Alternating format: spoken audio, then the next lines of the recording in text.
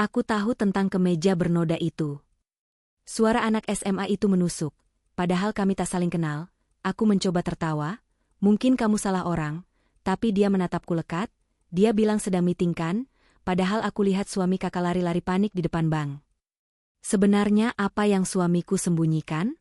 Sebelum lanjut jangan lupa absen dulu ya. Kali ini aku pengen tahu kalian nontonnya dari kota mana aja. Tulis di kolom komentar. Siapa tahu ada yang satu kota. Atau malah ketemu teman baru dari berbagai daerah di Indonesia bahkan luar negeri.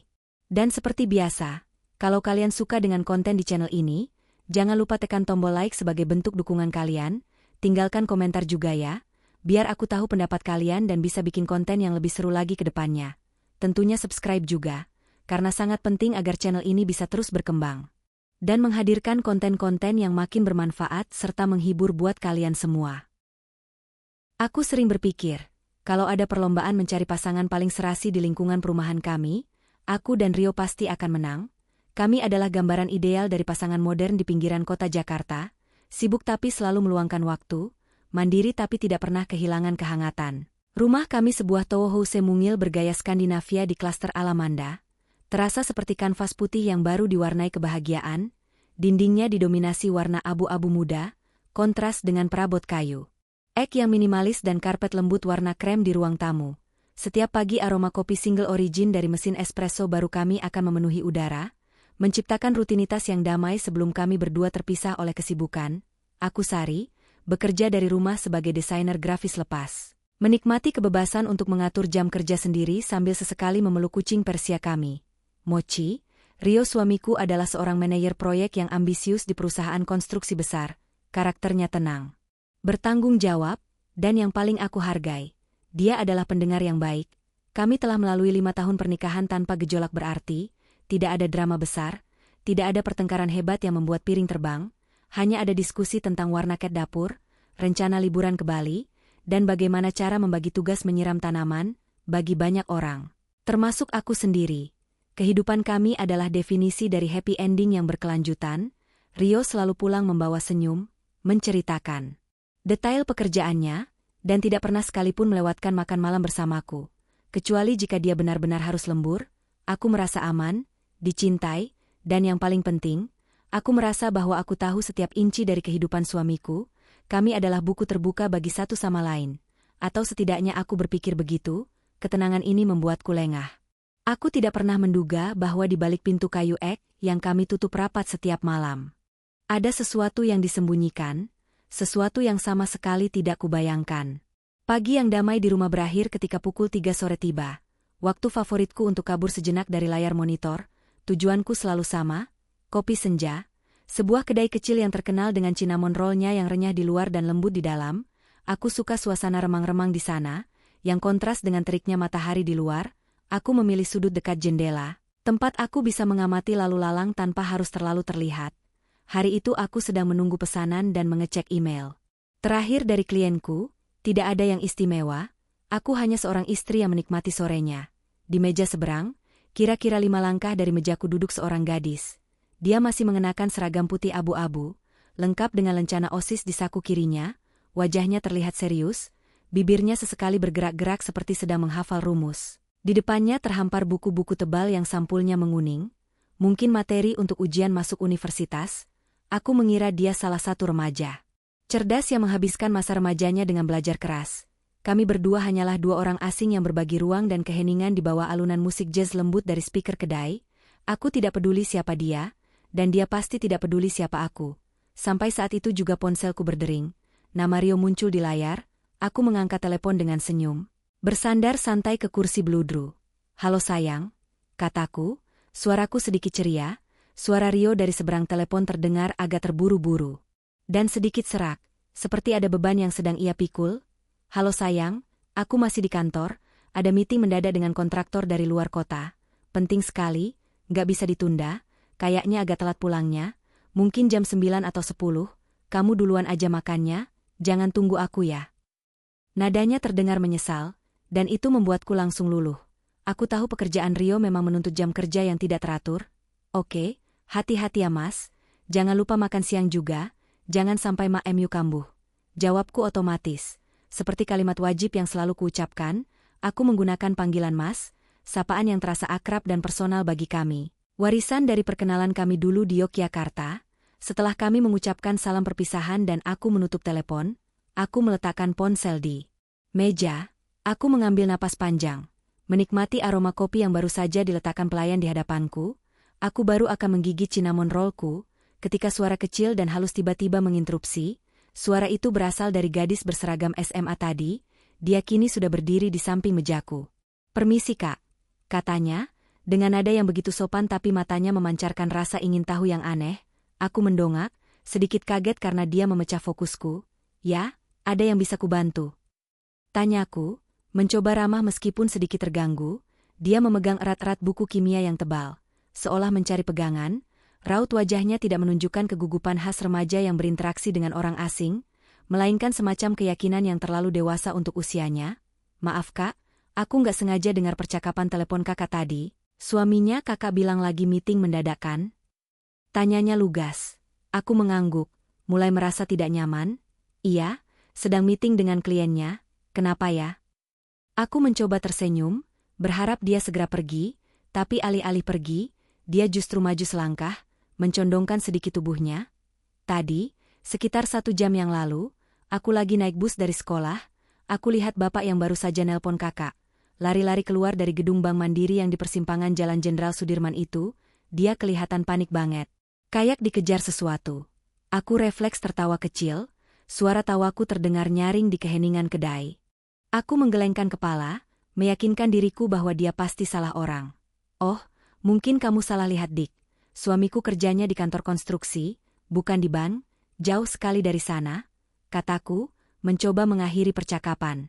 Namun alih-alih menerima bantahanku, gadis itu justru menggeleng, tatapannya tegas dan tidak goyah sedikitpun. Keyakinan di matanya membuatku berhenti tersenyum. "Nggak Kak, aku yakin itu bapak yang tadi nelpon. Aku perhatikan karena dia pakai kemeja biru muda yang ada noda kecil kayak oli di dekat sakunya. Itu kemeja kesukaan bapak kan Kak?" Tiba-tiba, seluruh suara di kedai kopi itu seakan menghilang, hanya menyisakan dentuman cepat jantungku di telinga. Kemeja biru muda itu adalah kemeja kerja Rio yang paling sering ia pakai, dan aku ingat betul. Kemeja itu memang memiliki noda kecil dan tipis, seperti bekas oli, di dekat saku dada sebelah kiri. Noda itu tidak pernah bisa hilang sempurna meskipun sudah dicuci berkali-kali. Aku sering menggodanya, menyebut kemeja itu sebagai kemeja keberuntungan Rio, dan aku tidak pernah menceritakan detail sekecil ini kepada siapapun. Bahkan kepada sahabatku, hanya aku yang tahu pasti detail pakaian suamiku. Siapa sebenarnya gadis ini? Bagaimana dia tahu tentang noda yang bahkan nyaris tak terlihat itu? Bagaimana dia bisa begitu yakin bahwa pria panik yang ia lihat di depan Bank Mandiri, tempat yang jauh dari kantor konstruksi Rio, adalah suamiku? Aku merasakan hawa dingin menjalari tulang belakangku. Aku menjilat bibirku yang kering, berusaha mencari kata-kata yang tepat. Kamu kenal suamiku?" tanyaku, suaraku hampir berupa bisikan. Gadis itu tidak menjawab pertanyaan itu, dia hanya memberiku senyum yang sangat tipis. Senyum misterius yang tidak pantas ada di wajah seorang siswi SMA. "Namaku Wina Kak, aku cuma tahu beberapa hal saja," katanya, sebelum berbalik cepat, mengambil tas punggungnya dari meja, dan melangkah keluar dari kopi senja, meninggalkanku dalam kebingungan yang menyesakkan. Aku menatap pintu yang tertutup, ditinggalkan dengan secangkir kopi yang sudah dingin dan sebuah pertanyaan yang mulai merusak fondasi pernikahanku. Sebenarnya apa yang disembunyikan Rio? Aku meninggalkan kopi senja dengan cinnamon roll yang tak tersentuh. Perutku terasa mual, bukan karena lapar, tapi karena kecemasan yang tiba-tiba melilit. Sepanjang perjalanan pulang aku terus memutar ulang adegan singkat itu, Wina yang polos, tatapan matanya yang yakin dan deskripsi detail tentang noda oli di kemeja biru muda. Aku berusaha keras mencari penjelasan logis. Mungkin Wina adalah anak dari rekan kerja Rio yang kebetulan tahu detail seragam kantor? Tapi Rio bekerja di konstruksi. Mengapa dia harus berada di depan Bank Mandiri dan lari-lari panik? Dan yang paling penting, mengapa dia berbohong dengan mengatakan sedang meeting jika memang dia hanya sedang menjalankan urusan sepele? Jika itu adalah urusan sepele, dia pasti akan mengatakannya. Karena kami tidak pernah punya rahasia. Mobilku kendarai dengan kecepatan yang tidak wajar. Begitu sampai di rumah aku langsung menuju kamar. Pandanganku tertuju pada tumpukan pakaian kotor di keranjang.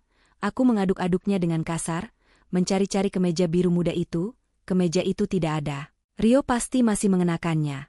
atau dia membawanya di dalam tas kerjanya, kepastian yang kudapat dari Wina, meskipun hanya berupa observasi, terasa lebih nyata daripada janji-janji lisan suamiku. Setiap sudut rumah yang sebelumnya terasa nyaman, kini terasa dingin. Aku berjalan ke dapur, mencoba memasak sesuatu untuk mengalihkan pikiran, tapi panci berisi air yang kumasak untuk sup terlihat mendidih terlalu cepat. Seperti cerminan emosiku yang memuncak, aku tahu aku tidak bisa langsung menuduh Rio. Aku perlu bukti yang lebih kuat, atau setidaknya aku harus mengamati perilakunya. Aku harus memainkan peranku sebagai istri yang tidak curiga, meskipun di dalam hati aku sudah merencanakan skenario interogasi mental. Malam itu aku mandi 2 kali hanya untuk menenangkan diri. Tapi setiap tetes air yang jatuh ke lantai keramik terasa seperti tetesan air mata yang tertahan. Aku melihat diriku di cermin, wajahku terlihat pucat, mataku memancarkan kegelisahan yang tidak bisa kusembunyikan. Aku berdoa agar apa yang dikatakan Wina hanyalah kesalahpahaman konyol dari seorang remaja. Namun firasat buruku menjerit, mengatakan bahwa Wina telah membuka pintu menuju kebenaran yang gelap.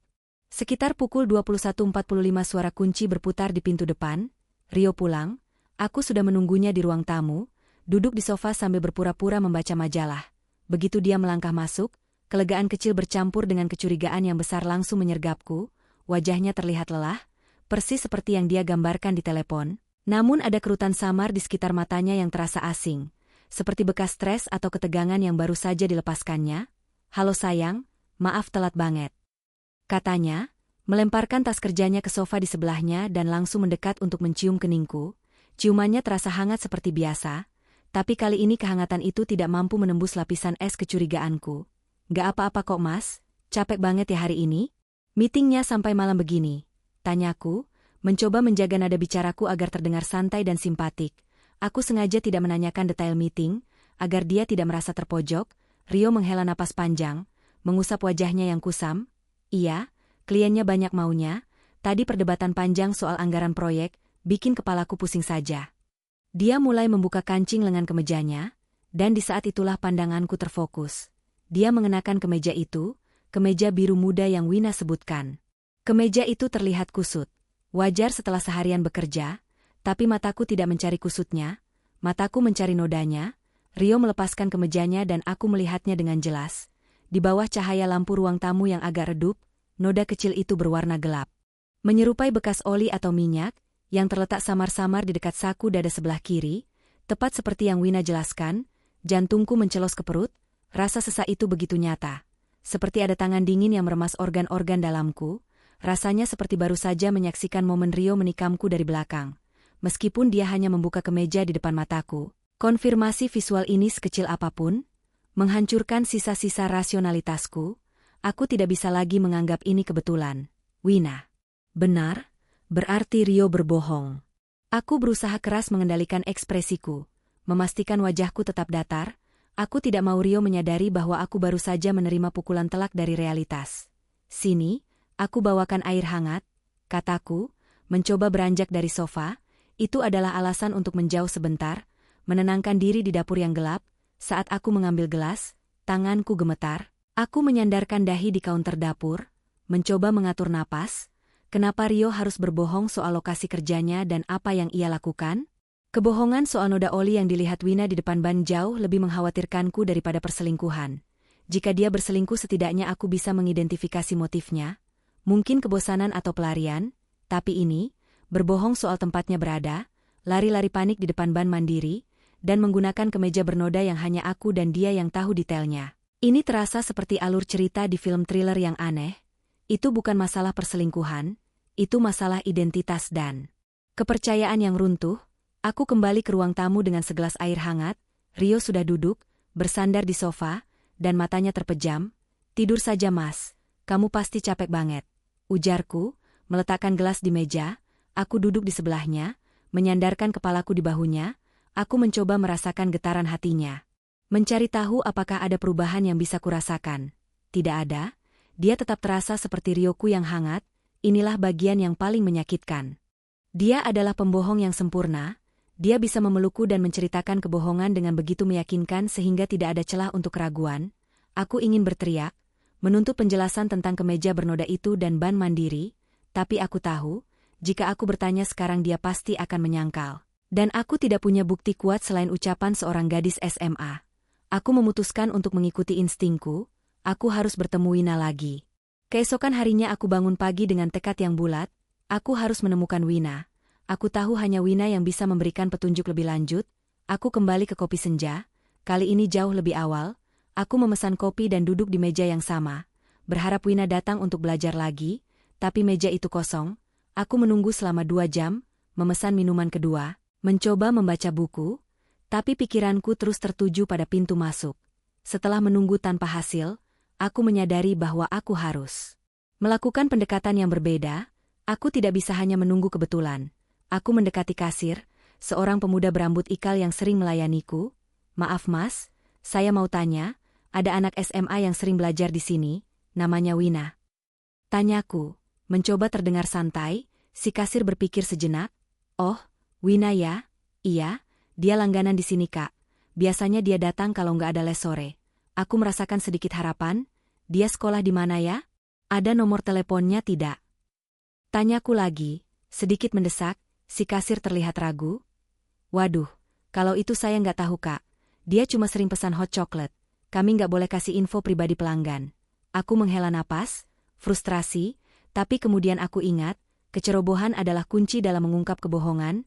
Aku mengeluarkan kartu nama bisnisku, kartu nama yang kubuat sangat profesional. Hanya berisi nama, profesi, dan nomor teleponku. Aku menyerahkannya kepada si kasir. "Tolong sampaikan ke dia ya, bilang saja Kak Sari yang menanyakan ke meja biru muda. Kalau dia mau bicara denganku, dia bisa menghubungiku." Aku memberikan kartu itu dengan tatapan penuh arti. Aku tahu pesan itu terlalu spesifik untuk diabaikan. Jika Wina memang benar-benar peduli, dia pasti akan mengerti kode tersebut. Aku meninggalkan kedai dengan perasaan campur aduk. Aku telah melakukan langkah pertama untuk mencari tahu kebenaran. Tapi aku juga baru saja melibatkan seorang remaja yang tidak bersalah ke dalam masalah rumah tanggaku. 2 hari berikutnya terasa seperti 2 tahun. Setiap kali ponselku berdering, jantungku langsung berdebar kencang. Aku berharap itu Wina. Tapi yang muncul hanyalah email klien atau pesan dari grup arisan. Aku mencoba menjalani hidup normal. Aku menyelesaikan proyek desain grafis, memasak makanan favorit Rio, dan bahkan mengajak Mochi bermain di halaman. Tapi semua terasa hambar. Hubunganku dengan Rio menjadi tegang tanpa disadari olehnya. Aku tidak bisa melihatnya tanpa memikirkan noda oli di kemejanya. Aku menjadi lebih pendiam, sering melamun, dan selalu mengamati setiap kata yang keluar dari mulut Rio.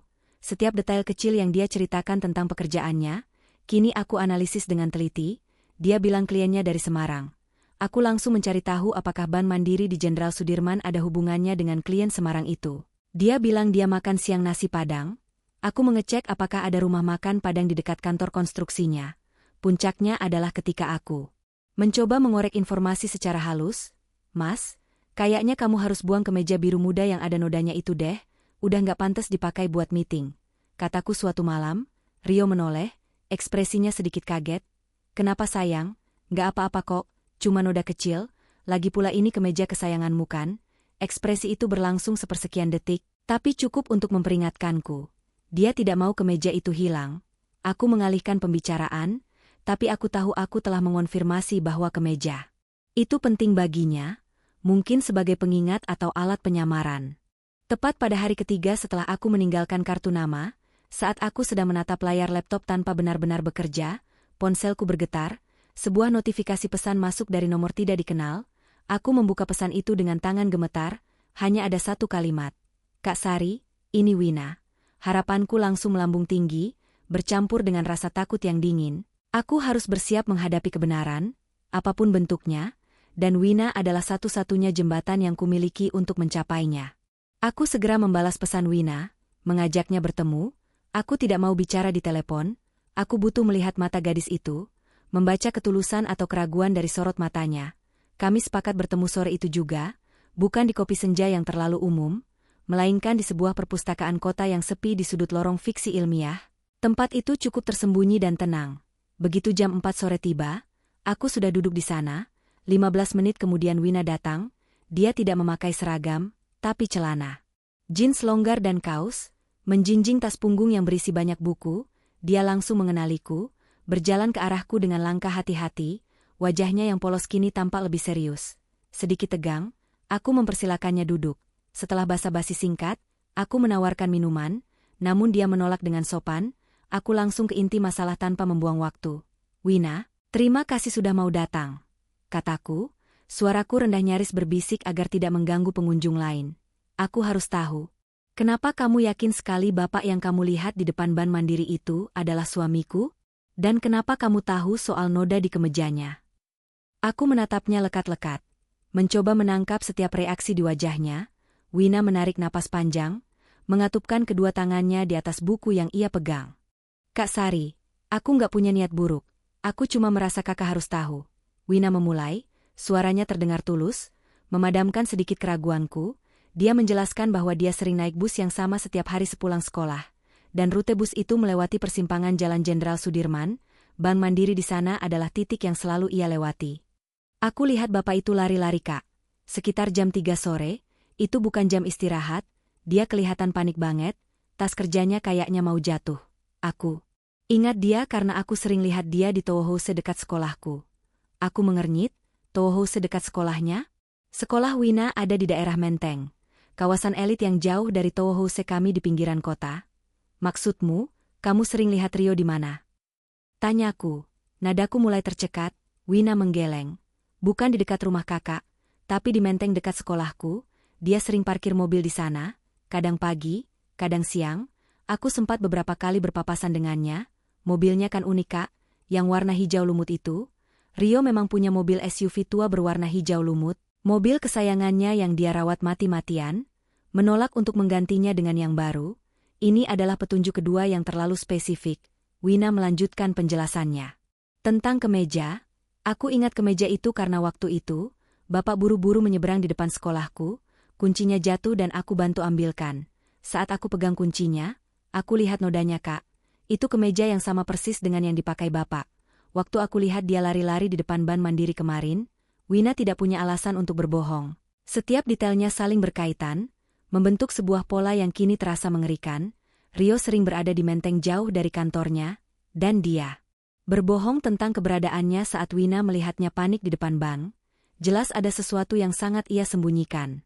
Aku menarik napas dalam-dalam, mencoba memproses informasi tentang keberadaan Rio di Menteng. Aku harus tetap tenang. Wina, apa ada hal lain yang kamu tahu, yang mungkin aneh? Tanyaku, berharap Wina mengeluarkan kartu asnya. Wina menatapku ragu, seolah dia takut mengatakan hal yang lebih pribadi. Kak, aku minta maaf kalau ini terlalu pribadi, tapi ini yang bikin aku yakin bapak itu punya rahasia besar. Dia berbisik lebih pelan, mencondongkan tubuhnya ke meja. Aku juga tahu bapak itu sebenarnya alergi seafood parah kan.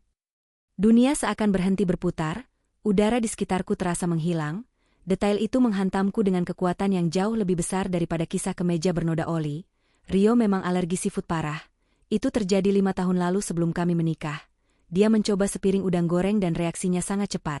Wajahnya bengkak, sesak napas. Dan kami harus melarikannya ke IGD. Sejak saat itu aku sangat berhati-hati. Namun yang membuat detail ini mengerikan adalah, selama 4 tahun terakhir, Rio selalu bilang alerginya sudah sembuh total. Bahkan setiap ulang tahun pernikahan kami selalu makan malam di restoran mewah, dan dia selalu memesan seafood seperti udang bakar atau salmon panggang.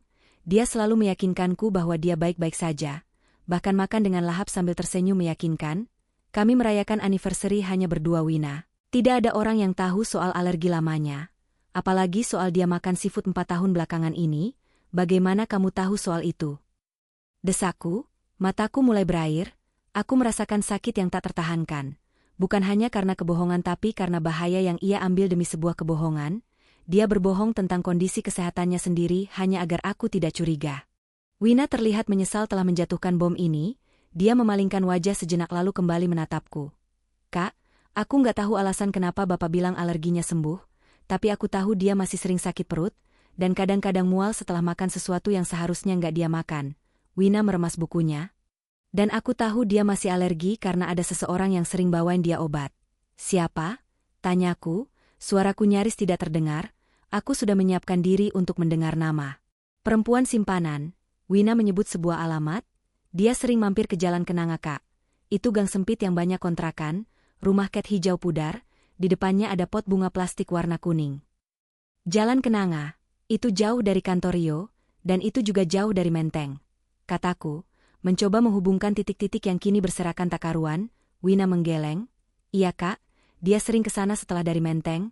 Dia masuk ke rumah itu, biasanya nggak lama cuma sekitar 1 jam, tapi dia selalu bawa kantong plastik kecil, isinya makanan atau kadang obat. Dia memberikan detail yang sangat presisi, detail yang hanya bisa didapat dari pengamatan yang rutin dan cermat. Ini bukan lagi kebetulan. Ini adalah pola yang terencana. Rio punya rute rahasia, kantor konstruksi, lalu ke Menteng, lari-lari panik di Bank Mandiri, dan akhirnya ke kontrakan sederhana di Jalan Kenanga. Wina tidak menuduh Rio berselingkuh. Dia hanya memberikan fakta-fakta yang ia saksikan, dan fakta-fakta itu jauh lebih mengganggu daripada perselingkuhan biasa. Kenapa dia harus menyembunyikan seseorang atau urusan di kontrakan kumuh, jauh dari kehidupan kami yang serba modern? Informasi yang kuterima dari Wina terasa seperti puzzle yang potongan-potongannya tidak cocok. Seorang manajer proyek sukses menyembunyikan keberadaannya di kontrakan kumuh di Jalan Kenanga, berbohong tentang kemeja bernoda dan alergi mematikan. Ini bukan masalah cinta segitiga, ini masalah yang lebih dalam, lebih rumit, dan berpotensi sangat berbahaya. Aku memegang tangan Wina yang dingin. Wina, terima kasih. Kamu sudah melakukan hal yang benar. Aku nggak bisa membiarkan ini terus berlanjut. Aku harus tahu apa yang terjadi. Aku merasa berutang budi pada gadis ini, yang entah mengapa merasa terpanggil untuk memberiku peringatan. Aku tahu apa yang harus kulakukan sekarang. Aku harus mengonfirmasi sendiri. Aku tidak bisa hanya mengandalkan kata-kata Wina. Meskipun semua petunjuknya logis, aku harus mengikuti Rio. Aku harus melihat dengan mata kepalaku sendiri apa yang ada di balik pintu rumah cat hijau pudar di Jalan Kenanga itu. Aku memutuskan untuk mengambil cuti. Aku akan menciptakan alasan yang meyakinkan agar Rio tidak curiga, cuti karena proyek mendesak di luar kota. Aku akan mematikan ponselku dari Rio, tapi menyalakannya untuk berjaga-jaga. Aku akan mengikuti setiap gerakannya, setiap belokan mobilnya, sampai aku berdiri di depan kebenaran yang sesungguhnya. Aku menatap Wina sekali lagi, yang kini tampak lega karena bebannya sudah terangkat. Tolong, jangan pernah bicara soal ini lagi Wina, ke siapapun, pintaku. Dia mengangguk. Aku janji kak. Aku meninggalkan perpustakaan dengan kepala penuh rencana, rasa takutku kini bercampur dengan tekad baja. Langkah pertama dalam misi penyamaranku adalah menciptakan alasan yang sempurna agar ketidakhadiranku selama beberapa hari tidak menimbulkan kecurigaan. Sebagai desainer grafis lepas, untungnya aku memiliki fleksibilitas untuk menciptakan skenario kerja mendadak. Pagi berikutnya saat Rio sedang sibuk menyiapkan sarapan. Rutinitas akhir pekannya yang selalu kutunggu. Aku duduk di meja makan, berpura-pura sangat sibuk dengan laptop. Aku menghela napas panjang. Menunjukkan raut wajah lelah yang meyakinkan.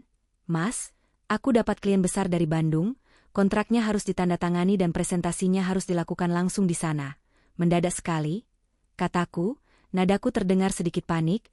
Rio yang selalu perhatian, langsung menoleh. Bandung, berapa lama sayang? Tanyanya sambil menyajikan roti bakar. Kayaknya 3 harian mas. Mulai besok, ini proyek besar, aku nggak bisa lewatkan. Maaf ya, aku harus pergi mendadak begini. Kataku, memasang ekspresi bersalah.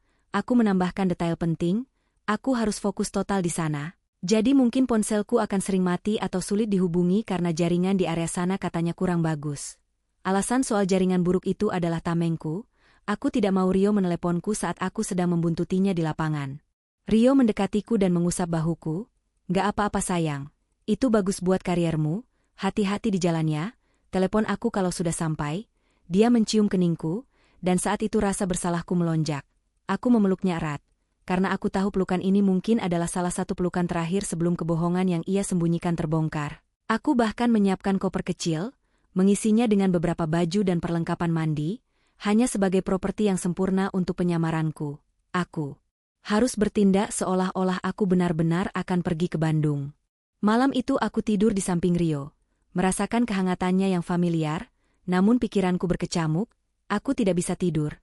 Aku memandangi wajahnya yang tenang di kegelapan, mencari-cari tanda-tanda kebohongan di garis-garis wajahnya. Apakah dia benar-benar tidur nyenyak setelah menumpuk kebohongan selama ini? Atau dia juga gelisah takut rahasianya terbongkar? Pertanyaan itu terus berputar, membuatku semakin yakin bahwa aku harus mencari kebenaran. Aku diam-diam mengambil ponsel dan mencari informasi di internet tentang Bank Mandiri di Jenderal Sudirman. Itu adalah kantor cabang utama, sangat ramai, dan sering menjadi pusat transaksi besar. Lalu aku mencari Jalan Kenanga. ternyata itu adalah gang kecil di daerah Jakarta Timur. Kawasan padat penduduk dengan banyak rumah kontrakan sederhana, kontras sekali dengan kehidupan kami yang nyaman di pinggiran kota. Apapun yang Rio lakukan di sana, itu pasti sangat pribadi dan jauh dari citra manajer proyek konstruksi yang mapan. Sebelum fajar menyingsing aku sudah bangun, aku mandi, mengenakan pakaian yang paling tidak mencolok. Seperti orang yang sedang mengantar paket atau pekerja lepas, aku memutuskan untuk tidak membawa mobil SUV hijaunya Rio, karena itu terlalu mencolok. Aku akan menggunakan mobil kecilku yang biasa kupakai untuk belanja. Setelah Rio berangkat kerja sekitar jam 7 pagi, aku melakukan ritual keberangkatanku ke Bandung dengan sempurna. Aku berpamitan ke Satpam, memastikan Rio mendengar semua detail kepindahanku, lalu aku memutar mobilku ke arah tol.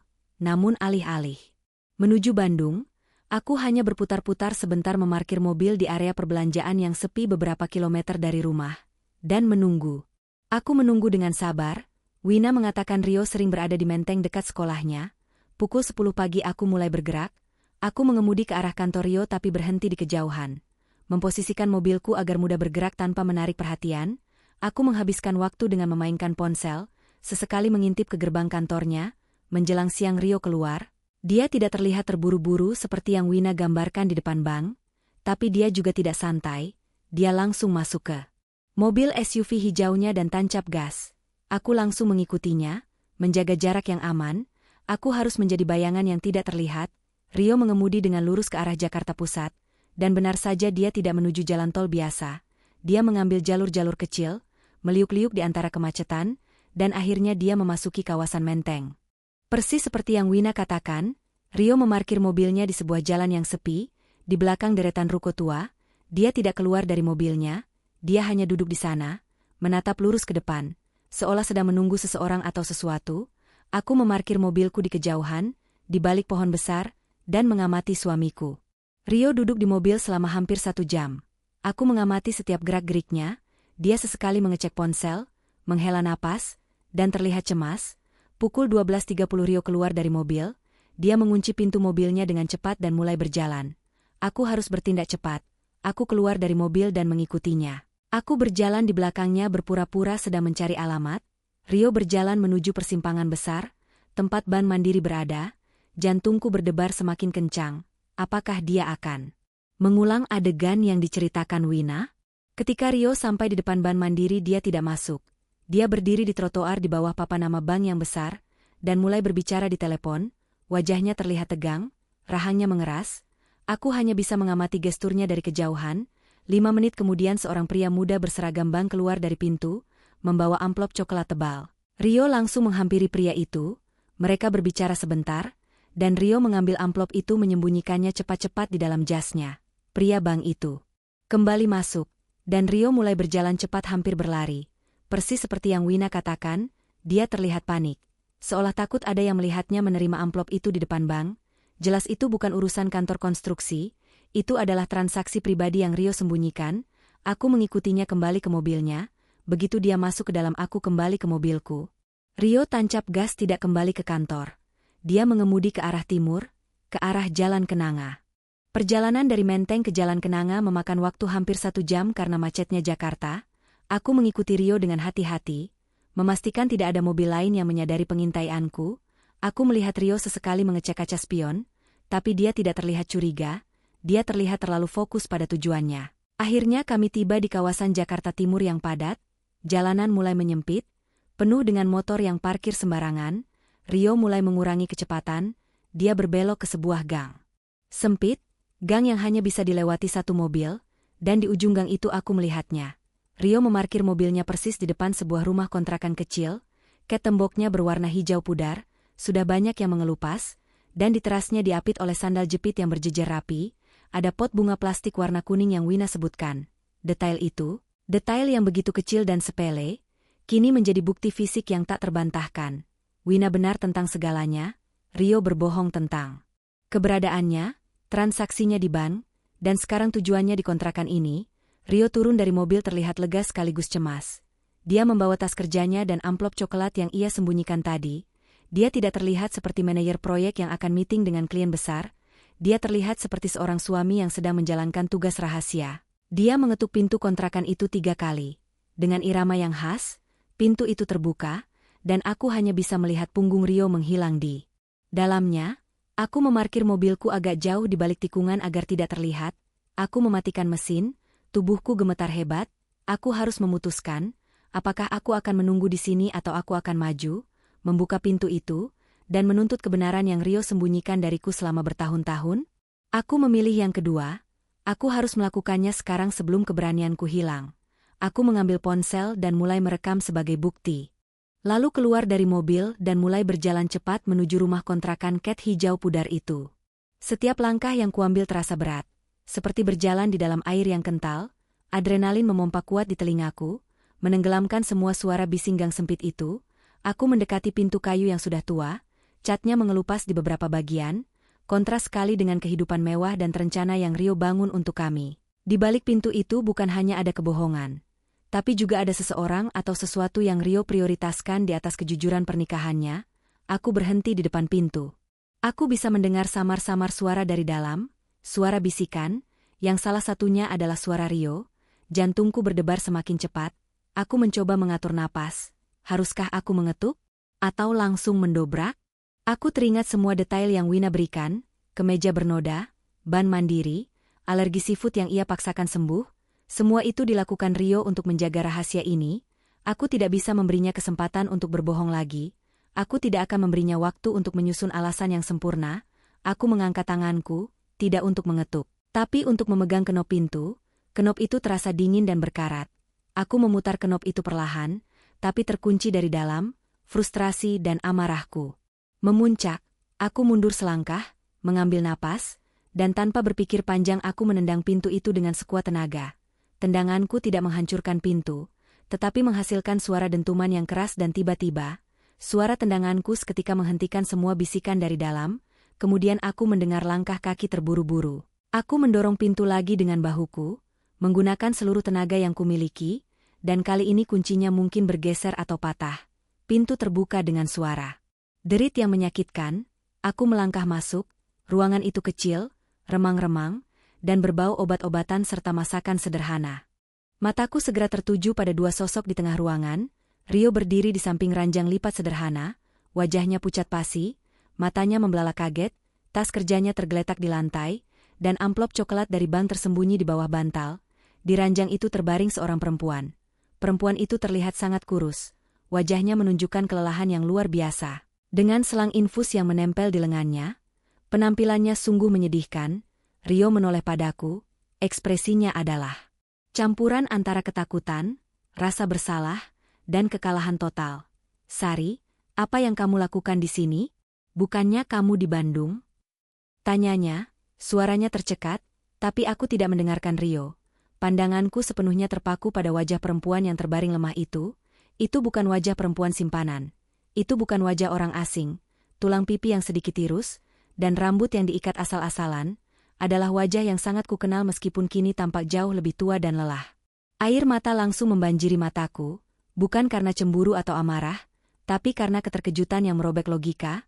Sosok yang terbaring lemah itu, sosok yang Rio sembunyikan selama bertahun-tahun adalah Ibu Rio. Aku mengenali lekuk wajahnya. Meskipun kini pipinya cekung dan kulitnya tampak kekuningan, Ibu Rio yang selalu aku panggil Bunda, adalah perempuan yang sangat kusayangi. Dia selalu menerimaku dengan tangan terbuka, memperlakukanku seperti anak kandungnya, tapi Rio telah mengatakan padaku berulang kali bahwa ibunya meninggal dunia 4 tahun lalu di Surabaya karena penyakit jantung. Kami bahkan mengadakan upacara peringatan singkat di rumah, dan sekarang dia ada di sini, terbaring sakit di kontrakan kumuh, disembunyikan seperti aib. "Mas, Ibu?"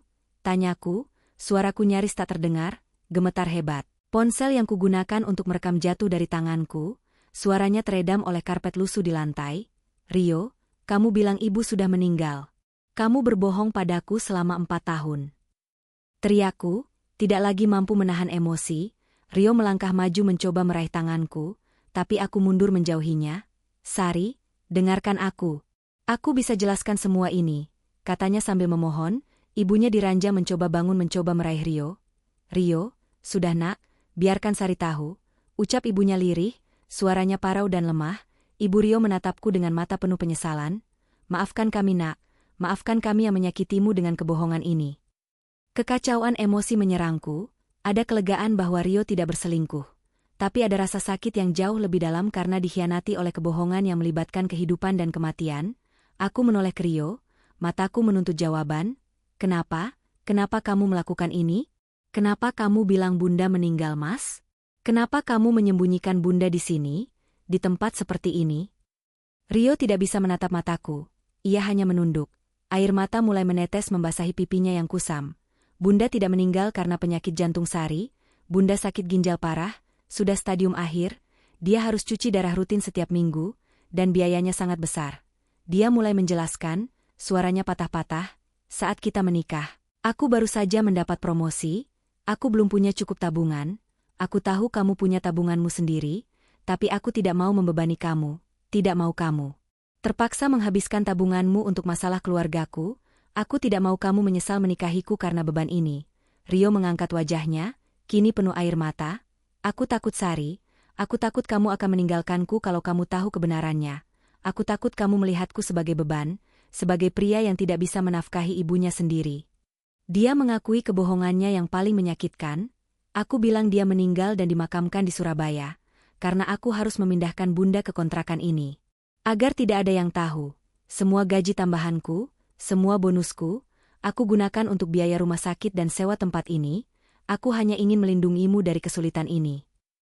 Alasan Rio tidak sesederhana perselingkuhan. Ini adalah kebohongan yang dilahirkan dari rasa tanggung jawab yang berlebihan, harga diri yang rapuh dan ketakutan akan kehilangan. Namun rasa sakit yang kurasakan jauh lebih hebat. Dia tidak mempercayaiku, dia meremehkan ikatan kami, dia menganggap cintaku bersyarat. Lalu, semua kebohongan itu, kemeja bernoda, ban mandiri, dan alergi seafood. Tanyaku, suaraku kini lebih tenang, meskipun masih penuh dengan kesakitan. Dan siapa Wina? Rio menyeka air matanya, menoleh ke ibunya yang kini tampak lebih lega setelah kebenaran terungkap. Ibunya yang menjawab, dengan suara yang dipaksakan, Wina, dia keponakan salah satu tetangga di sini nak. Dia anak baik. Dia sering mengantar makanan untukku dari tetangga kami. Saat Rio tidak sempat datang, Rio menambahkan, ban mandiri, itu tempat aku mencairkan dana Sari. Aku harus mengurus transfer dana rutin untuk obat dan biaya cuci darah Bunda. Aku tidak mau melakukannya di kantor atau di bank dekat rumah karena aku takut ada yang melihatku. Aku lari-lari panik karena aku buru-buru. Aku harus kembali ke kantor dan berpura-pura meeting. Rio menunjuk amplop coklat di bawah bantal. Itu uang yang baru kuambil. Sementara itu, ibunya menjelaskan tentang alergi. Bunda yang cerita ke Wina. Wina pernah tanya kenapa Rio tidak mau makan seafood dari masakannya. Bunda bilang Rio alergi parah, dan Rio memaksakan diri makan seafood bersamamu saat anniversary, karena dia tidak mau kamu sedih. Dia selalu minum obat anti alergi dosis tinggi sebelum dan sesudah makan nak. Dia bilang dia lebih baik sakit daripada merusak momen bahagiamu. Mendengar pengakuan ini aku tidak lagi melihat Rio sebagai pembohong. Aku melihatnya sebagai pria yang terperangkap dalam lingkaran kebohongan yang ia ciptakan sendiri. Semua atas nama melindungi orang yang ia cintai. Wina anak SMA itu tidak punya agenda tersembunyi. Dia bukan selingkuhan Rio. Dia adalah malaikat kecil yang tanpa sengaja menjadi mata dan telinga dari rahasia yang tersembunyi, dan dia bertindak karena rasa kemanusiaan yang sederhana, hanya untuk memperingatkanku tentang kebohongan yang mengancam keselamatan suamiku. Aku berdiri di tengah ruangan kontrakan kumuh itu, diapit oleh suami yang menangis dan ibu mertua yang sakit parah. Rasa sakit fisik karena tendangan pintu yang kuberi tadi tidak seberapa dibandingkan rasa sakit di hatiku. Aku berjalan perlahan mendekati Rio. Aku tidak memeluknya. Aku hanya menatap matanya yang memerah. Mas, kamu tahu apa yang paling menyakitkan dari semua ini? Tanyaku, suaraku rendah dan tajam, penuh kekecewaan. Kamu tidak percaya padaku? Aku menarik napas dalam-dalam, mencoba menguasai amarah yang kini berubah menjadi kesedihan yang mendalam. Kamu membangun tembok tebal dengan kebohongan Mas. Kamu membiarkan aku hidup dalam ilusi, percaya bahwa bundaku sudah tiada.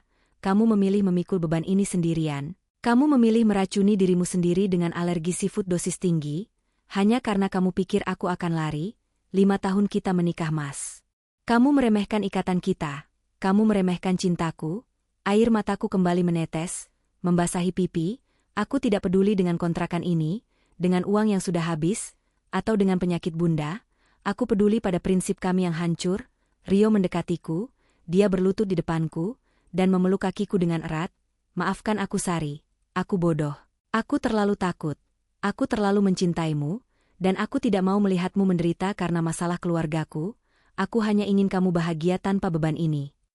Isaknya, pengakuannya terdengar tulus, keluar dari lubuk hati yang paling dalam. Di tengah ledakan emosi kami, Bunda Rio memanggilku dengan suara lemah. Sari, jangan salahkan Rio sepenuhnya. Ini juga permintaan Bunda, nak. Aku melepaskan pelukan Rio dan berjalan mendekati ranjang Bunda.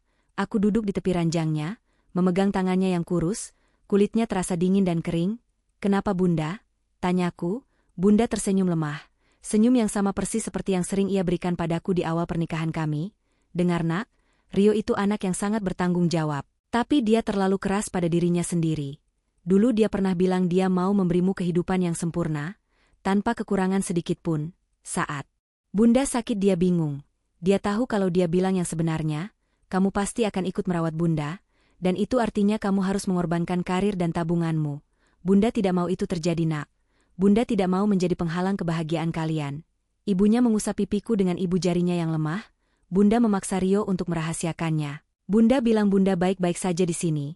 Asalkan Rio sesekali datang, Bunda tahu Rio sangat mencintaimu. Dia melakukan semua ini karena cinta nak. Meskipun caranya salah besar, kata-kata Bunda menenangkan sedikit gejolak di hatiku, tetapi juga memperjelas bahwa kebohongan ini adalah kolaborasi antara dua orang yang sama-sama egois dalam cara mereka mencintaiku. Mereka ingin melindungi, tetapi justru menghancurkan kepercayaan.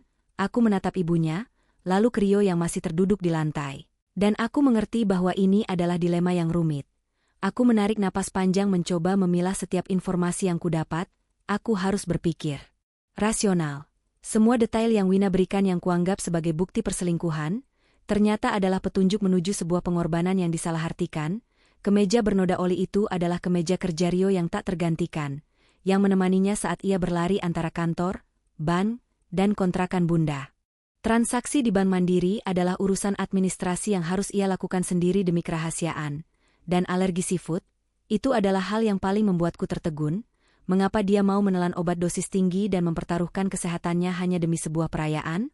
Hanya demi membuatku merasa dicintai dan melihatnya sembuh? Rio telah menipu kesehatannya hanya untuk menjaga ilusi kami. Pikiranku beralih ke masa-masa ulang tahun pernikahan kami.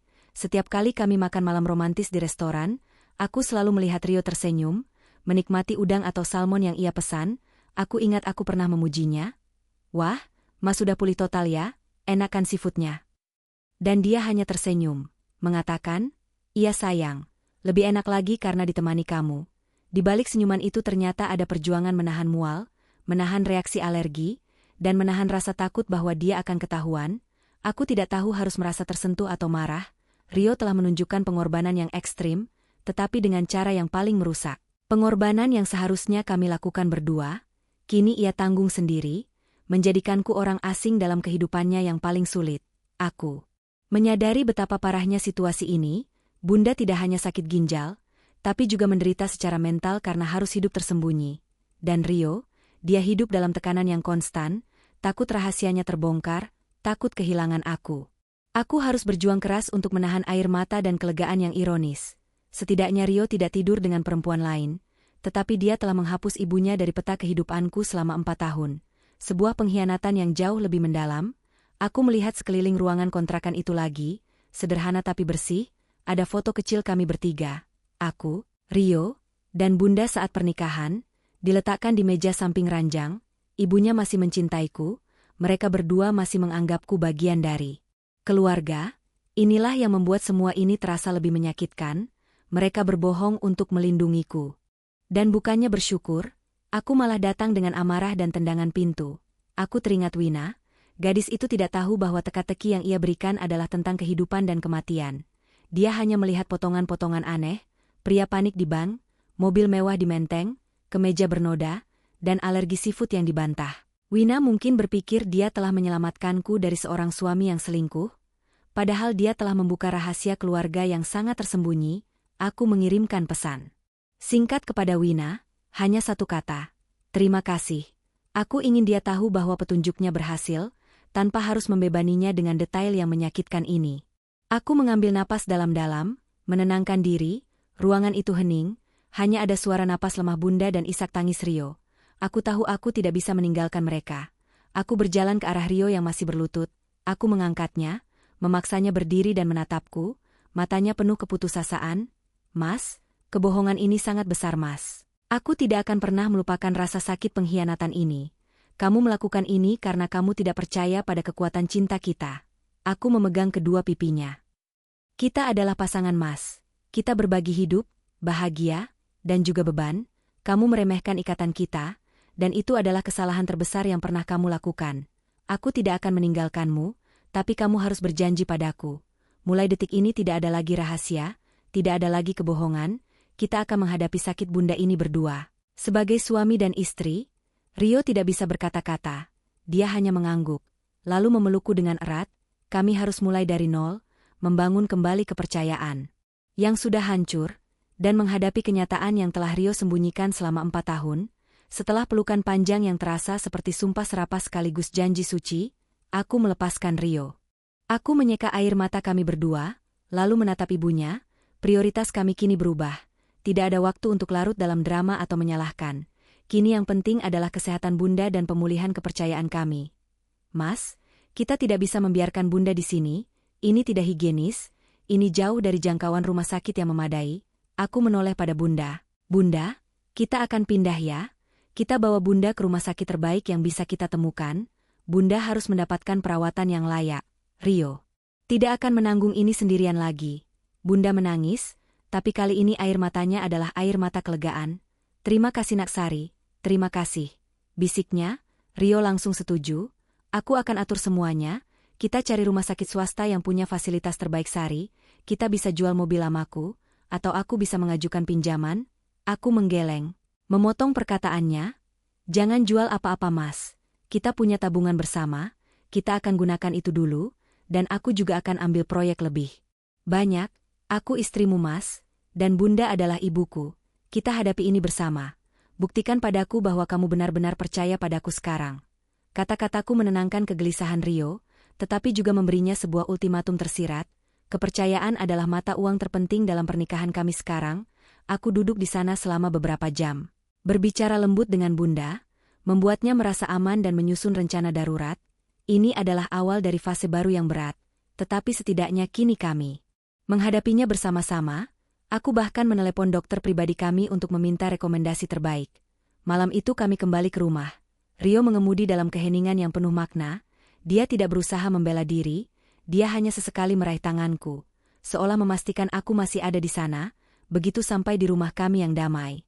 Kontras yang terjadi dengan kontrakan hijau pudar itu terasa menyakitkan. Rumah ini adalah cangkang kosong yang didirikan di atas kebohongan. Setelah memastikan Rio tidur, setelah aku memaksanya minum obat tidur karena ia terlalu stres, aku pergi ke ruang kerjanya. Aku tahu aku harus menelusuri setiap jejak rahasia ini. Aku membuka tas kerjanya, mengambil laptopnya, dan mulai menggeledah arsip digital. Aku menemukan folder tersembunyi yang diberi nama Sandi Proyek Gedung Surabaya. Di dalamnya ada semua catatan medis bunda yang ia simpan dengan rapi, hasil lab, resep, obat, jadwal cuci darah, dan kalkulasi biaya. Rio benar-benar terorganisir. Bahkan dalam menyembunyikan kebohongannya, aku menghabiskan waktu berjam-jam membaca. Di sana aku melihat pengorbanan finansialnya secara detail. Ada slip gaji yang menunjukkan sebagian besar gajinya ditransfer ke rekening lain, rekening untuk perawatan bunda. Dan sisanya hanya cukup untuk pengeluaran sehari-hari kami, yang ia atur sedemikian rupa agar tidak menimbulkan kecurigaan. Rio bahkan tidak membeli pakaian baru.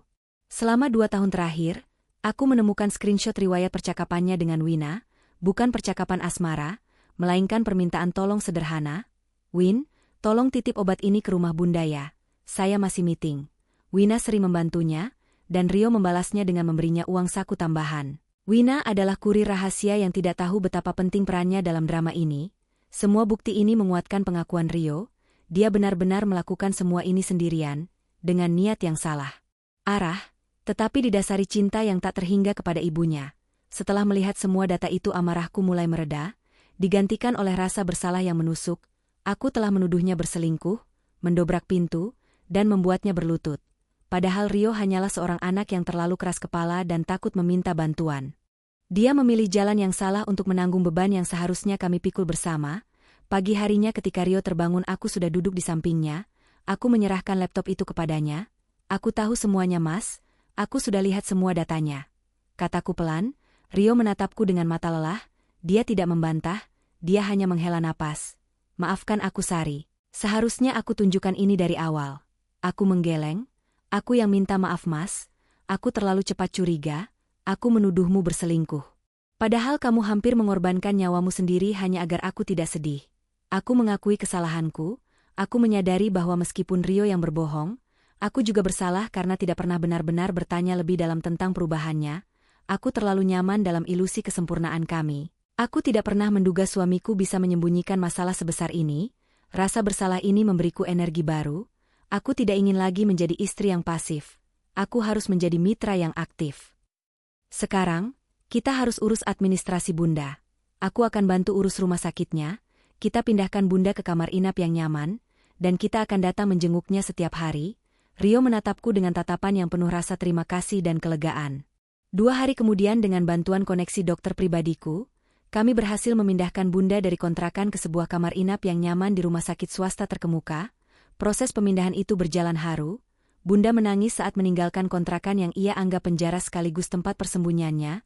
Rio tampak sibuk mengurus administrasi. Tapi matanya sesekali melirikku seolah meminta persetujuan dan keyakinan bahwa semua yang kulakukan adalah nyata. Setelah Bunda tertidur karena kelelahan, kami duduk di sofa di ruang tunggu. Rio meraih tanganku dan mencium punggung tanganku lama. Terima kasih Sari, kamu menyelamatkan hidupku dan kehidupan Bunda. Aku tidak tahu bagaimana aku harus membalas kebaikanmu. Bisiknya, cukup dengan kejujuran Mas. Jawabku. Jangan pernah membuatku merasa seperti orang asing dalam hidupmu lagi. Aku memutuskan bahwa konflik internal ini harus selesai sepenuhnya. Aku harus memaafkan Rio. Kebohongan Rio telah membuka mataku bahwa pernikahanku tidak seaman yang kupikirkan. Kepercayaan adalah fondasi yang rapuh jika tidak dirawat. Beberapa hari kemudian kami mengadakan pertemuan keluarga kecil di kamar Bunda. Aku meminta Rio menelepon beberapa kerabat dekat kami yang selama ini mengira Bunda sudah meninggal. Mereka datang, terkejut, marah, dan akhirnya menangis haru. Rio dengan rendah hati menjelaskan kebohongannya, alasannya, dan penyesalannya. Reaksi kerabatnya beragam, tetapi semua sepakat bahwa yang penting kini Bunda kembali ke pelukan keluarga. Momen ini adalah pengakuan publik Rio atas kesalahannya. Sebuah langkah penting dalam proses pemulihan kepercayaanku. Setelah semuanya tenang aku kembali teringat pada Wina. Aku merasa berutang penjelasan yang lebih baik daripada sekadar ucapan terima kasih singkat. Aku meneleponnya, mengajaknya bertemu lagi di perpustakaan, di sudut fiksi ilmiah kami. Wina datang namun tampak sedikit cemas. Kak Sari, ada apa? Apakah Bapak baik-baik saja? Tanyanya lugas. Aku tersenyum, senyum yang tulus, tidak lagi dipaksakan. Rio baik-baik saja Wina, Bunda juga. Semuanya baik-baik saja berkat kamu. Aku kemudian menceritakan semua kebenarannya, mulai dari penyakit Bunda, kebohongan Rio, hingga pemindahan Bunda ke rumah sakit. Aku menjelaskan bahwa setiap detail yang ia berikan, kemeja bernoda, bank mandiri, bahkan alergi seafood, adalah petunjuk yang akhirnya menyelamatkan pernikahan dan kesehatan Bunda. Wina mendengarkan dengan mata terbelalak, kaget dengan alur cerita yang ia pikir adalah perselingkuhan, ternyata adalah kisah pengorbanan yang disalahartikan. Jadi, Bapak berbohong karena mau menanggung semuanya sendiri? Tanyanya, tampak terkejut. Iya Wina, dia tidak mau aku tahu. Jawabku, aku berterima kasih padanya sekali lagi. Aku memberinya beasiswa kecil untuk biaya kuliahnya, hadiah yang Rio dan aku sepakati sebagai bentuk apresiasi kami. Wina menolak dengan sopan pada awalnya, tapi aku memaksa. Dia bukan hanya anak SMA biasa, dia adalah instrumen kebenaran yang tak terduga, yang berhasil membongkar rahasia 4 tahun hanya dengan pengamatan yang jeli. Dia pergi dengan janji bahwa dia akan belajar giat dan tidak akan pernah menceritakan drama ini kepada siapapun. Kehadiran Wina dalam hidup kami adalah ironi yang indah. Seorang anak SMA yang tak kami kenal, yang justru menjadi pahlawan tak terduga dalam krisis rumah tangga kami. Kami telah mengatasi konflik besar, dan kini kami siap menatap masa depan, berpegangan tangan di bawah cahaya kebenaran yang baru kami temukan. Fase berikutnya adalah yang tersulit. Membangun kembali pondasi kepercayaan itu, kami harus menyadari bahwa kata-kata saja tidak cukup. Dibutuhkan tindakan nyata, keterbukaan yang radikal, dan konsistensi. Aku menetapkan beberapa aturan baru, dan Rio menerimanya tanpa protes. Aturan pertama, Rio harus mengirimkan semua salinan email kantor yang mencurigakan kepadaku, meskipun aku tidak perlu membacanya. Ini bukan untuk mengontrol, tetapi untuk menghilangkan bayangan kerahasiaan. Aturan kedua. Kami membuka semua rekening bank, tabungan, dan investasi kami, menggabungkannya menjadi aset bersama dan membuat rencana keuangan jangka panjang yang transparan. Uang bukan lagi menjadi alat untuk menyembunyikan masalah. Kami melakukan ini di depan notaris, membuat semua menjadi legal dan mengikat.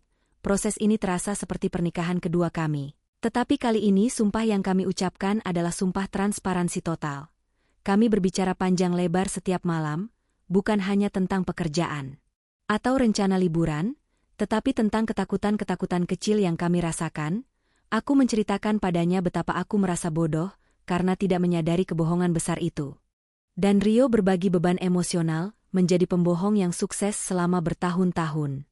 Memindahkan Bunda ke rumah sakit terbaik memang menyelesaikan masalah kerahasiaan, tetapi menciptakan beban finansial dan emosional yang jauh lebih besar. Kami menyadari bahwa biaya pengobatan Bunda, terutama untuk cuci darah rutin dan obat-obatan khusus, sangat fantastis. Tabungan kami yang semula kami rencanakan untuk uang muka rumah yang lebih besar atau dana pensiun dini, kini terkuras dengan cepat. Kami berdua harus bekerja lebih keras. Rio mulai mengambil proyek sampingan, bahkan beberapa pekerjaan kecil yang sebelumnya ia anggap remeh. Sementara aku menerima semua tawaran desain grafis, bekerja hingga larut malam di depan laptop. Rumah kami yang damai kini berubah menjadi ruang kerja ganda yang sibuk. Kehidupan romantis kami sempat terhenti, tidak ada lagi makan malam mewah, tidak ada lagi liburan spontan keluar kota. Kami menggantinya dengan rutinitas kunjungan ke rumah sakit. Setiap sore setelah Rio pulang kantor, kami akan singgah di rumah sakit, menjenguk Bunda. Di kamar rumah sakit yang berbau antiseptik itu, ikatan kami justru tumbuh lebih kuat. Salah satu perubahan paling mendasar adalah perubahan pandanganku terhadap materi. Dulu aku selalu mengukur kesuksesan dengan barang-barang yang kami miliki, mobil bagus, perabot mahal, dan tabungan yang gemuk. Kini aku menyadari bahwa kekayaan sejati adalah memiliki Bunda kembali di sisi kami, dan memiliki Rio yang jujur di sampingku. Uang bisa dicari, tetapi waktu dan kebenaran tidak bisa dibeli. Rio juga mengalami perubahan drastis. Dia menjadi lebih terbuka tentang perasaannya. Dia tidak lagi menyimpan stres kerjanya sendiri. Dia juga berhenti memaksakan diri dalam segala hal, termasuk dalam hal makanan. Ketika kami merayakan ulang tahun pernikahan kami berikutnya, kami tidak memesan seafood sama sekali. Kami merayakannya di kamar rumah sakit Bunda, dengan kue tart sederhana dan nasi goreng yang dimasak olehku. Rio memelukku erat, berbisik, "Ini anniversary terbaik Sari, tidak ada lagi obat alergi yang kubutuhkan, hanya kamu." Itu adalah pengakuan paling tulus yang pernah kuterima. Aku melihat suamiku yang asli, pria yang memiliki kekurangan, yang rentan tetapi yang sangat mencintaiku. Aku bersyukur atas intervensi Wina. Tanpa kecurigaan yang ia tanamkan, kami mungkin akan terus hidup dalam kebohongan. Kami memutuskan untuk tidak lagi merahasiakan kondisi Bunda dari siapapun. Kami memberitahu teman-teman dekat dan kolega Rio. Awalnya ada kejutan dan kebingungan, tetapi sebagian besar memberikan dukungan yang luar biasa. Rekan-rekan kerja Rio yang mengira ibu mertuanya sudah meninggal, bahkan mengumpulkan donasi kecil untuk membantu biaya pengobatan. Hal ini sangat membantu kami secara finansial dan juga mengangkat beban emosional Rio. Dia tidak lagi harus bersembunyi, dia bisa dengan bangga mengatakan, "Aku harus menjenguk ibuku di rumah sakit."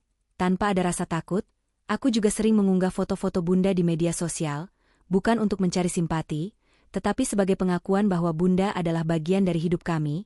Aku bahkan meminta nasihat dari Bunda mengenai desain grafis atau masalah rumah tangga. Seperti yang kulakukan di awal pernikahan dulu, keberadaan Bunda yang nyata, meskipun dalam kondisi sakit, membawa kehangatan yang hilang. Aku menjadi lebih dekat dengan Rio. Karena kami memiliki tujuan bersama yang mulia, merawat orang yang kami cintai. Kami berdua bergantian menemani Bunda di malam hari. Suatu malam saat aku sendirian menjaga Bunda, dia memegang tanganku.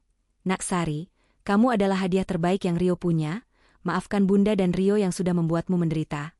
Aku hanya tersenyum. "Bunda tidak perlu minta maaf. Kita sudah kembali menjadi keluarga Bunda. Itu yang penting." Malam itu aku merasa damai, kedamaian yang jauh lebih berharga daripada semua kesempurnaan palsu yang kami miliki sebelumnya. Kami telah melalui neraka kebohongan, tetapi kami keluar sebagai pemenang. Konflik yang paling buruk dalam pernikahan kami ternyata bukan tentang uang atau perselingkuhan, melainkan tentang pengkhianatan kepercayaan yang dilahirkan dari cinta yang salah arah. Rio mencintaiku, tetapi dia tidak percaya bahwa aku cukup kuat untuk menghadapi kenyataan. Itu adalah pengkhianatan terbesarnya. Namun dengan pengungkapan itu datanglah kebebasan, kebohongan Rio telah terungkap oleh mata jeli seorang anak SMA yang tidak tahu apa-apa, sebuah ironi takdir yang menyelamatkan segalanya. Sejak saat itu setiap kali Rio harus pergi mendadak, dia akan mengirimkan pesan suara atau foto lokasi, bukan karena aku memintanya, tetapi karena dia ingin memastikan tidak ada lagi bayangan keraguan di antara kami. Kami belajar bahwa cinta yang sejati tidak meminta kesempurnaan, tetapi menuntut kejujuran. Cinta yang sejati berarti berbagi segalanya, bahkan kelemahan, kesulitan, dan air mata. Aku dan Rio kini menjadi tim yang sesungguhnya, dan semua ini berkat satu detail kecil tentang noda oli di kemeja biru muda, yang menggerakkan roda takdir yang rumit. Kami tidak lagi mencari kehidupan yang sempurna, tetapi mencari kehidupan yang nyata, sejati, dan penuh dengan kebenaran. Setelah beberapa bulan berlalu, ritme baru dalam pernikahan kami terbentuk. Kami tidak lagi memiliki tabungan yang melimpah seperti dulu, tetapi kami punya waktu berkualitas yang jauh lebih kaya. Setiap rupiah yang kami hasilkan memiliki tujuan yang jelas, untuk pengobatan bunda dan untuk kehidupan kami yang sederhana. Kami belajar untuk menunda keinginan material, seperti mengganti mobil atau merenovasi dapur, dan menggantinya dengan kepuasan batin. Aku mulai menemukan kebahagiaan dalam hal kecil. Senyuman tulus dari bunda saat aku membawakannya bunga dari taman rumah kami, atau pelukan Rio yang penuh rasa aman setelah hari kerja yang panjang. Rio benar-benar telah berubah. Dia menjadi lebih rentan, yang ironisnya membuatnya menjadi pria yang jauh lebih kuat di mataku. Dia tidak lagi takut menunjukkan sisi lemahnya. Kebohongan yang ia pikul selama 4 tahun itu kini telah terangkat, dan aku bisa melihat betapa lega ia sekarang. Kehidupan kami menjadi kurang berhasil secara finansial, tetapi sangat sukses secara emosional. Kami menemukan bahwa cinta yang sebenarnya tidak diukur oleh jumlah nol di rekening bank, tetapi oleh kesiapan untuk berbagi kesulitan. Hikmah terbesar dari kisah ini adalah bahwa kejujuran dan kepercayaan mutlak adalah fondasi tak tergoyahkan dalam sebuah ikatan suci, bahkan jika kebenaran itu menyakitkan atau membawa beban berat. Cerita ini mengajarkan bahwa upaya untuk melindungi orang yang dicintai melalui kebohongan, sekecil apapun niatnya, pada akhirnya hanya akan menciptakan jurang pengkhianatan yang jauh lebih dalam, dan merusak daripada kesulitan finansial atau kesehatan itu sendiri. Rio dengan segala ketakutan dan harga dirinya yang ingin memikul beban sendirian, meremehkan kekuatan sejati cintaku. Ia tidak percaya bahwa aku cukup kuat untuk berdiri bersamanya menghadapi kenyataan. Di sisi lain, Wina menjadi simbol bahwa kebenaran akan selalu mencari jalannya, seringkali melalui pengamatan yang paling tidak disangka-sangka dan detail yang paling sepele. Pelajaran yang kami petik adalah bahwa cinta sejati bukanlah tentang kesempurnaan atau ketiadaan masalah, melainkan tentang kesediaan untuk berbagi beban secara utuh, menerima kelemahan pasangan, dan menghadapi badai bersama. Kami belajar untuk mengganti ilusi kenyamanan dengan realitas kejujuran, karena pada akhirnya penerimaan terhadap kebenaran yang menyelamatkan pernikahan kami, dan membawa kembali kehangatan keluarga yang sesungguhnya.